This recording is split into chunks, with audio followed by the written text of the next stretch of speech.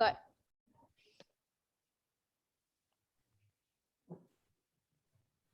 Assalamualaikum dan salam perpaduan buat warga IT yang dikasihi sekalian. Alhamdulillah, bersyukur kehadrat ilahi dengan izinnya kita dapat bertemu dalam majlis forum pada hari ini. Walaupun hanya sekadar melalui alam maya sahaja, kita dapat juga berkumpul untuk menjayakan taman syurga ini, insya-Allah. Tentunya anda bersama saya Muhammad Safwan Daniel bin Salihuddin selaku pengemudi bicara kita pada hari ini. Sidang hadirin yang dihormati sekalian, persoalan daripada kesan Perang Dunia Kedua merupakan antara salah satu cerita turun-temurun yang memang acap kali ditekankan terutamanya ketika laungan merdeka dilaungkan pada setiap tahun. Apakah hal ini merupakan sesuatu yang perlu dibanggakan ataupun kisah yang perlu diambil iktibar? Sesungguhnya persoalan ini merupakan satu anugerah untuk kita mengenal jati diri kita sebagai anak bangsa. Baiklah, pada hari ini kami akan mengupas satu tajuk buku dari seorang sastrawan negara yang tidak asing lagi dan amat tersohor, iaitu A. Samad Said yang bertajuk Salina. Penulisan Salina merupakan salah satu novel Melayu yang tidak boleh disangkal lagi kehebatannya. Berlatar belakangkan suasana selepas Perang Dunia Kedua, hal ini yang membuatkan buku ini begitu menarik untuk dibaca oleh para pembaca. Hadirin sekalian, sebelum kita mengupas isu ini dengan lebih mendalam, molek kiranya saya pertemukan anda dengan ketiga-tiga ahli panel yang akan melontarkan hujah serta pandangan mereka sehingga ke akhir diskusi kita.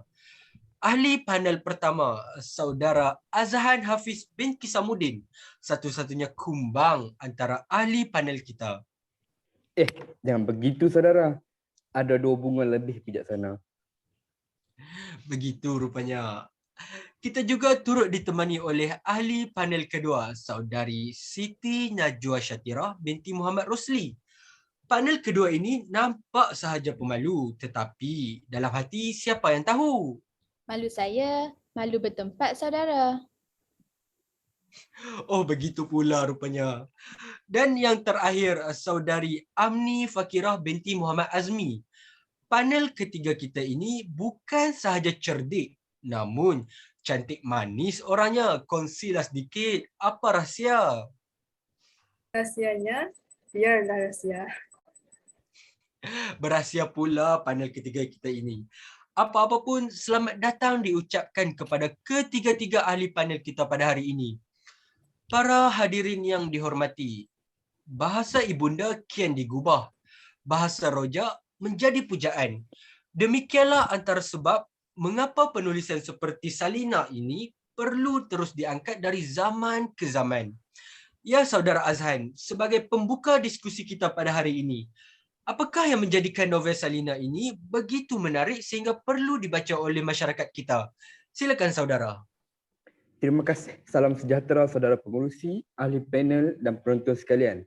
Novel Salina karya A. Samad Said perlu dibaca oleh generasi kini kerana dalam penulisan beliau telah memasukkan beberapa elemen dan konsep yang telah mewujudkan gambaran imajinasi berdasarkan kisah benar atau lebih ringkas lagi berdasarkan konsep realisme. Beliau telah memberi banyak gambaran sebenar dalam penulisan novel ini. Gambaran situasi dan keadaan telah ditulis dengan sebaiknya dengan harapan pembaca boleh membacanya dengan penuh penghayatan. Bagi saya, novel ini amat digalakkan kepada semua pembaca untuk membacanya kerana penggunaan bahasa lama yang digunakan oleh penulis tersebut. Penggunaan bahasa Melayu asli yang digunakan dalam penulisan Salina ini adalah wajar supaya terus dapat disemai dalam diri nak watan kini agar mereka tidak lupa akan asal usul mereka. Penggunaan bahasa klasik dan simile juga banyak digunakan bagi menyedapkan lagi ayat penceritaan. Saya juga beranggapan panel kedua dan panel ketiga turut bersetuju dengan hujah saya. Pendek kata, dalam novel ini terlalu banyak sebab yang menarik supaya kita berminat untuk membacanya. Ingat, bahasa asli bukan bermaksud bahasa kuno, tetapi bahasa asli adalah bukti kepada kemajuan kita sekarang. Jadi, amat wajar untuk kita terus menjaganya agar tak lapuk dek hujan, tak lekang dek panas. Sekian, kembali kepada Tuan Pengurusi. Terima kasih saudara Azhar Nafis. Daripada perbincangan ini jelas menunjukkan bahawa penulisan buku Salina ini mempunyai banyak sebab-sebab menarik supaya dibaca oleh masyarakat kita. Baiklah, kita pergi pula ke panel kedua. Apakah yang menjadikan buku ini boleh dikaitkan dengan masyarakat? Silakan saudari. Terima kasih atas soalan itu tadi, saudara pengerusi majlis. Saya setuju dengan panel pertama sebentar tadi. Pertama sekali, Assalamualaikum. Saya ucapkan kepada saudara pengerusi dan panel yang cantik dan kacak lagikan bijaksana. Rasa ganjil saya berada di antara panel-panel yang bijak di samping saya ini. Baiklah, tanpa membuang masa, moleklah jika saya menjawab persoalan yang diutarakan oleh pengerusi. Antara perkara yang menyebabkan buku ini boleh dikaitkan dengan masyarakat adalah semestinya berkaitan dengan latar belakang masyarakat dahulu.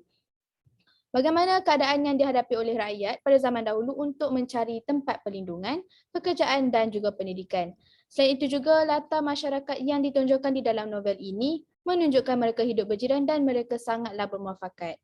Hal ini kerana permulaan novel tersebut kita sudah pun disajikan dengan adegan Salina yang menyapa kedatangan penduduk baharu yang berhampiran dengan rumahnya. Perkara ini jelas menunjukkan betapa mesra dan ramahnya masyarakat pada zaman tersebut. Hadirin yang dihormati sekalian, bukankah kita disuruh untuk bermesra dengan jiran tetangga? Oleh sebab itulah isi novel ini banyak dikaitkan dengan masyarakat tidak kira di mana mereka berada maupun di zaman mana mereka hidup. Itu sahaja daripada saya, saudara pengerusi. Terima kasih saudari Syatirah. Memang tidak dinafikan, novel Salina ini banyak menampilkan latar belakang masyarakat terdahulu, antaranya cara hidup mereka dan kegiatan seharian mereka. Nampaknya panel ketiga kita juga sudah bersedia mahu berkongsi tentang apakah yang menjadikan novel ini boleh dikaitkan dengan masyarakat. Silakan saudari. Baiklah tuan pengerusi yang kacak lagi berkaya. Jamu batu, buah berdada, tepian sungai, pohon senar. Kalau tak ada ilmu di dada, orang maju, kita merana. Jadi, menurut novel Salina karya A. Samad Said, ada menekankan tentang kepentingan berpengetahuan tinggi yang mana kita juga boleh kaitkan dengan masyarakat sekarang. Lebih-lebih lagi kepada remaja yang kian membesar. Kita semakin hari semakin maju dan bukannya semakin mundur. Jadi saya lihat adalah sangat benar orang yang lebih banyak ilmunya akan lebih mendapat tempat. Malahan pelajar yang cemerlang dalam akademik juga mudah untuk mendapatkan pekerjaan yang bagus dan berpangkat besar. Dengan unsur realisme yang telah digunakan oleh pengarang dalam novel ini, sudah cukup untuk membuatkan kita berasa betapa susahnya kehidupan tanpa pengetahuan. Belajar bukan hanya sekadar mendapat pangkat, tetapi untuk membaiki kehidupan kita dan melahirkan generasi yang lebih bijak untuk membuat keputusan dan lebih licik dalam merebut peluang keemasan. Saudara-saudari sekalian, saya jamin bila mana semua masyarakat mengambil berat tentang kepentingan berpengetahuan tinggi, sudah pasti tiada anak-anak remaja yang gagal dan mereka akan lebih matang membuat pilihan untuk meneruskan kehidupan mereka. Kembali kepada saudara pengurusi majlis. Terima kasih saudari Amni. Alangkah baiknya jika kita dapat bersama-sama menjadikan penulisan buku-buku Melayu asli ini lebih dipandang dan diangkat oleh generasi kini. Melentur buluh, biarlah daya rebungnya.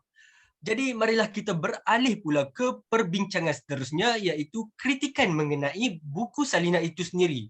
Seperti yang kita tahu, sehebat manapun sesebuah penulisan, pasti dan mesti ada kekurangannya. Apakah pandangan ahli panel kedua kita? Silakan saudari. Terima kasih saudara pengerusi. Sebenarnya amat suka hendak mencari kritikan di dalam buku ini, namun ada beberapa perkara yang mahu saya hujahkan. Antaranya, saya perasan tentang rentetan jalan cerita yang ditulis oleh A. Samad Said ini agak meleret.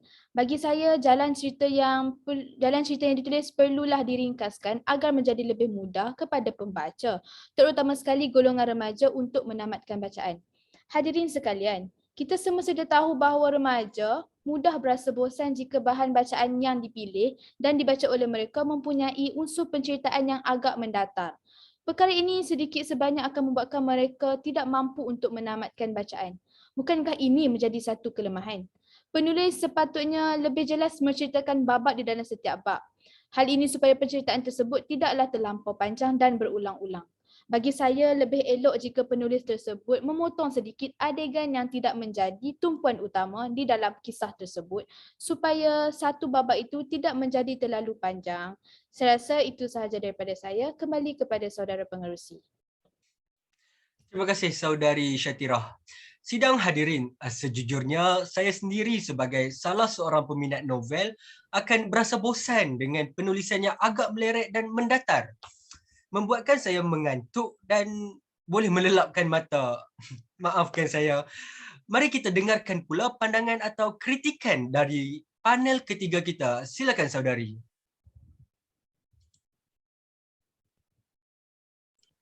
Terima kasih Tuan Pengerusi. Bagi saya, novel Zarina sudah cukup sempurna. Dengan permainan ayat yang digunakan oleh pengarang, telah menghasilkan sebuah karya yang amat puitis serta menarik. Namun begitu, bukanlah manusia sekiranya tiada kesilapan. Jadi, saya akan mengkritik tentang penggunaan bahasa klasik dalam novel ini. Selaku sastrawan negara yang disegani, beliau perlulah berfikiran jauh kerana hasil karyanya ini akan dibaca oleh beberapa generasi akan datang seperti kita sekarang. Saya tahu dengan adanya penulisan bahasa klasik seperti dalam novel ini, secara tidak langsung dapat mengajar anak muda sekarang tentang bahasa klasik. Tetapi adalah silap juga jika penggunaannya terlalu mendalam dan kritis. Jadi saya berpendapat adalah bagus dan lebih disenangi sekiranya penulis menyediakan maksud kosakata klasik yang telah digunakan di akhir novel. Hadirin sekalian, saya juga berpendapat sekiranya kita mahu menggunakan penulisan bahasa klasik dalam novel-novel hasil sastrawan negara, seolah-olahnya kita ingin menyekat dan menghalang remaja daripada terdedah dengan bahasa klasik ini. Kalau bukan hasil penulisan daripada sastrawan negara, saya tidak yakin novel yang dikeluarkan pada zaman sekarang masih ada yang menggunakan bahasa klasik seperti ini. Kalau ada pun penggunaannya tidak sama seperti dahulu. Sekian sahaja daripada saya. Kembali kepada pengerusi majlis. Saya bersetuju dengan pendapat saudari. Apakah penggunaan bahasa klasik atau bahasa Melayu asli ini mampu menarik minat ramai pembaca muda pada masa kini? Para pengarang perlulah mengambil cakna hal ini tatkala masih mahu menanamkan sikap membaca dalam diri nak watan kita. Baiklah, kita beralih pula ke panel pertama yang nampaknya tidak sabar-sabar lagi mahu memberikan hujah beliau. Silakan saudara Azhan.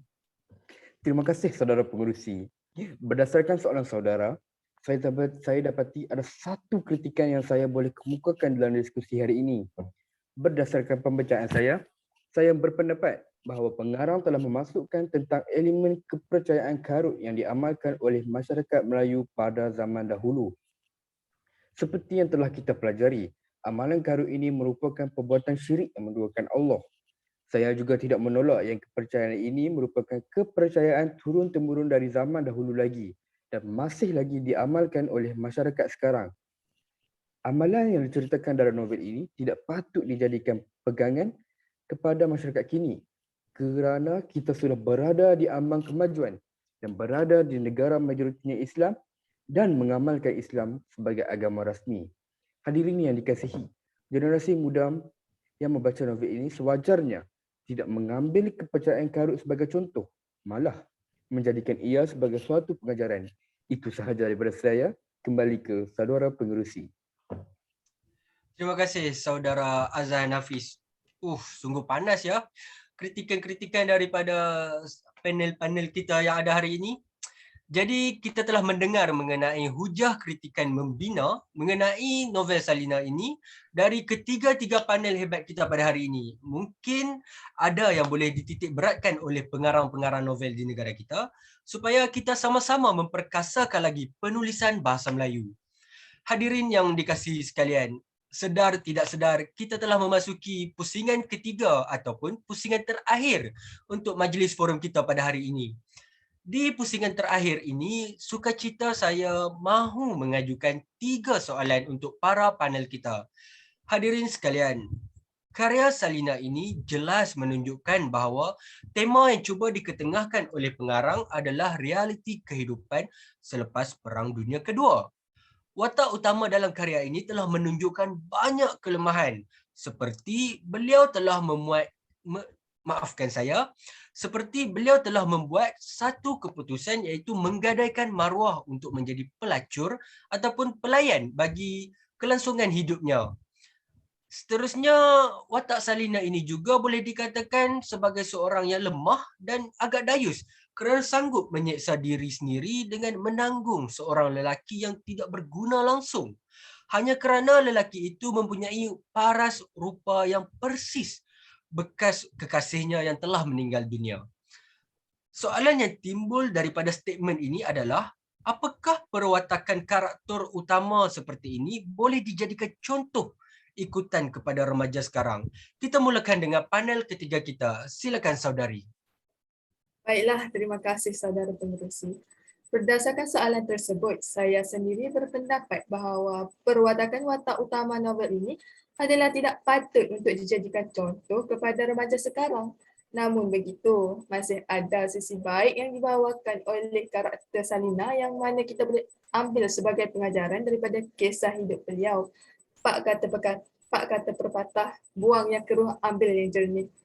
Jika kita perhatikan bersama, apakah sebab Salina sanggup menyeksa diri sendiri demi seorang lelaki yang tiada pertalian darah dengannya? Apakah sebab beliau sanggup menggadaikan maruah demi Abu Bakar?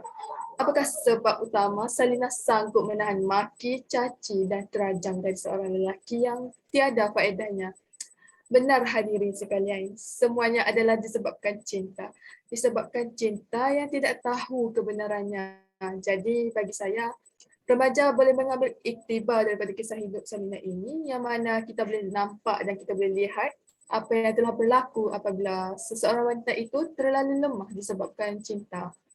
Para hadirin, kita tidak mahu pisang berbuah dua kali. Seperti mana apa yang telah berlaku kepada Salina, sebaiknya kita elakkan dan berulang kembali kepada remaja zaman sekarang. Jangan kerana cinta kita sanggup mengandaikan maruah. Jangan kerana lemah orang boleh mengambil kesempatan ke atas kita. Sekian daripada saya. Terima kasih saudari Amni. Saya tertarik mendengarkan jawapan saudari yang menekankan mengenai cinta. Cinta itu sendiri perlu ada untuk orang yang betul dan diberikan juga kepada orang yang betul. Namun cinta yang hakiki tetaplah daripada ilahi. Baiklah, kita beralih pula kepada panel pertama. Pada akhir penulisan karya ini, kita dapati bahawa semua watak telah berpecah belah dan membawa diri ke tempat lain. Ada pula yang memulakan hidup yang baru. Ada juga yang hanya berserah sebulat-bulatnya kepada pencipta. Jadi pada pendapat panel pertama, apakah punca utama perkara ini boleh berlaku? Silakan saudara. Wah, menarik soalan ini saudara pengerusi. Baik, tanpa berlengah, saya akan cuba menjawab sebaiknya. Berdasarkan novel Salina hasil penulisan A. Samad Said ini, betul, di akhir cerita, semua watak telah berpecah belah dan membawa diri masing-masing. Apa yang boleh saya simpulkan adalah perpecahan ini adalah disebabkan oleh kehidupan yang tidak seimbang dari setiap aspek, seperti ekonomi, pendidikan, agama dan lain-lain. Kepecahan kehidupan dalam novel ini boleh kita lihat apabila mereka terpaksa memulakan kembali kehidupan selepas keadaan Perang Dunia Kedua yang begitu kucar kacir. Seperti bayi yang baru lahir ke dunia, mereka seperti hilang arah tuju dan tiada pemimpin untuk memimpin mereka dalam membaiki dan memulakan kehidupan baru. Tidak seperti zaman sekarang yang mana teknologi di hujung jari. Izinkan saya Tuan Pengerusi. Silakan saudara. Tulis saja apa yang kita ingin tahu. Pasti Google ada jawapan. Akan tetapi, perkara ini tidak berlaku pada zaman mereka. Mereka kesempitan sehingga sanggup memilih pekerjaan keji seperti pelacur dan pelayan untuk menyara kehidupan. Perkara ini amat jelas menunjukkan mereka tiada pegangan agama yang kuat. Selain itu, disebabkan kesempitan dari segi kewangan, telah membuatkan mereka sanggup berbuat apa sahaja sehingga sanggup menjadikan anak mereka sebagai pelayan. Oleh hal yang demikian, jelaslah bahawa hanya disebabkan tuntutan duniawi, seseorang sanggup memecah belahkan keluarganya tersendiri. Sekian daripada saya, kembali ke saudara pengerusi. Terima kasih saudara Azhan atas penerangan yang panjang lebar tersebut. Benarlah kata saudara, jika dunia yang dikejar, tercicirlah akhirat. Baiklah, untuk panel kedua pula. Penulis ada menceritakan tentang Mansur yang sudah 2 tahun menganggur walaupun taraf pendidikannya agak tinggi. Hal ini kerana beliau menunggu jawatan kerja yang lebih sesuai dengan taraf pendidikannya dan beliau juga bercita-cita mahu menjadi seorang guru. Adakah sifat memilih pekerjaan yang ditonjolkan oleh Mansur ini sesuai untuk masyarakat, terutamanya kepada pelajar? Jadi, apakah wajar sifat memilih pekerjaan ini diketengahkan kepada masyarakat? Silakan saudari. Lelah sudah penat mendaki, sampai di puncak disambut mentari. Tetaplah berusaha mencari rezeki, banyak sedikit kita syukuri. Pantun ini ada terselit pesanan dan nasihat ringkas kepada mereka yang dilema dalam mencari pekerjaan. Baiklah, berbalik kepada soalan yang diutarakan kepada saya sebentar tadi. Bagi saya, sifat memilih pekerjaan ini perlu ada dalam diri setiap manusia. Namun, biarlah ia berpada-pada. Hal ini kerana mereka yang berpendidikan tinggi sudah bertungkus lumus menelaah pelajaran dalam tempoh masa yang lama. Namun begitu, jika kita mengalami masalah seperti kesempitan wang dan memerlukan pekerjaan yang lebih elok, tetapi kita mestilah berkorban dengan menerima pekerjaan yang ditawarkan walaupun ia tidak berkaitan dengan tahap pendidikan kita. Sebelum saya meneruskan hujah, molek jika saya kaitkan dengan isu yang melanda negara kita sekarang ini iaitu pandemik COVID-19. Kedatangan pandemik COVID-19 ini merupakan satu isu yang akhirnya membuka mata semua masyarakat yang sikap mementingkan pekerjaan bukanlah menjadi satu sifat yang perlu ada dalam diri setiap manusia. Hal ini dapat dilihat melalui kes pekerja yang hilang sumber pendapatan walaupun pangkat dan tahap pendidikan mereka adalah rata-ratanya tinggi. Oleh itu dapat saya simpulkan bahawa memilih pekerjaan itu biarlah berpada-pada. Saya rasa itu sahaja daripada saya. Semoga jawapan yang saya kongsikan sebentar tadi itu menjawab segala persoalan yang berada dalam minda anda semua. Terima kasih saudari Syatirah. Saya agak tertarik kerana saudari sempat menyatakan mengenai isu semasa iaitu COVID-19 dan terima kasih juga kepada ketiga-tiga ahli panel yang telah berkongsi pendapat dan merungkai mengenai penulisan novel Salina ini. Konklusinya, penulisan dari sastrawan hebat A. Samad Said ini amat menarik dan perlu dibaca oleh masyarakat. Bukan sahaja daripada nilai yang terdapat dalam novel itu sendiri, namun para pembaca juga dapat merasai suasana selepas perang. Novel Salina ini antara salah satu karya yang mampu melahirkan generasi mentaliti berfikir aras tinggi serta mengenali asal-usul tanah sendiri, di samping menarik minat para pemuda untuk terus memartabatkan hasil tangan Melayu. Ayuh para hadirin, dayung sudah di tangan, perahu sudah di air. Fikir-fikirkanlah dan jangan sesekali berhenti berfikir. Salam hormat dan ceria-ceria selalu.